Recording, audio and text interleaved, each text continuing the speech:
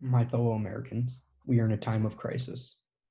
Every single one of you has been impacted by the threat against us all, the Soviet Union. The Cold War has left us living in fear, terrified of the situations that may befall us. Unlike the previous administration, I intend to be proactive in fighting against this problem that we all face. This is undoubtedly a difficult time for every American, regardless of race, ethnicity, and social status. I wish I could promise that this war would come to an end. Unfortunately, I cannot. I wish I could promise that we will emerge from this conflict as a better, stronger nation.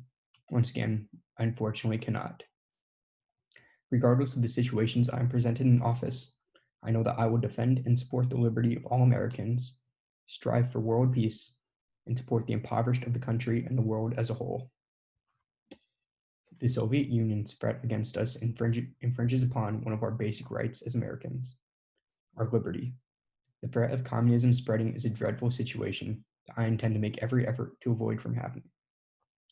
As president, I'll be required to uphold the Constitution.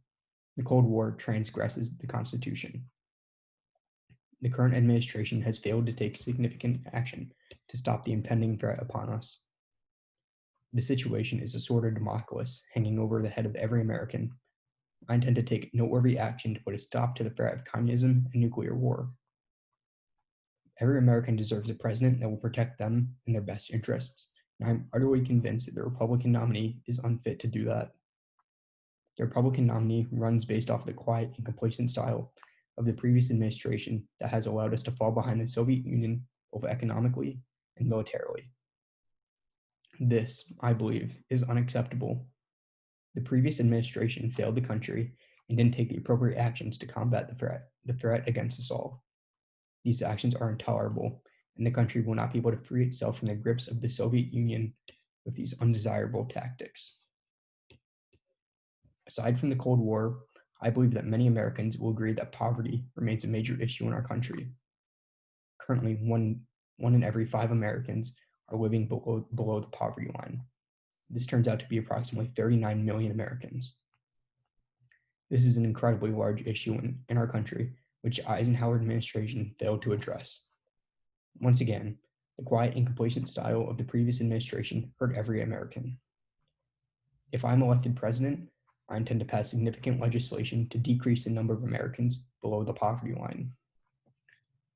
While I understand that many of you may not share my position on this topic, I believe in the importance of aiding the civil rights movement's fight for liberty and equality.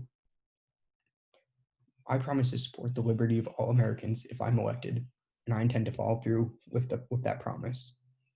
Far too long have African Americans been treated as second-class citizens by both the citizens of the country and the laws. My goal is to pass a law forbidding racial segregation in public settings. The African Americans in our country have been tirelessly working towards achieving equality with their white counterparts. I believe this law is a step in the right direction.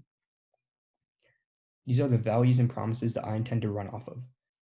I believe that these new legislations I propose will improve the country's relationship with foreign powers, the quality of life for all citizens, and the country itself. For these reasons and many others, I believe that it is in the best interest of you and your fellow Americans to vote for me, Matthew Beauchamp, president in the 1960 election.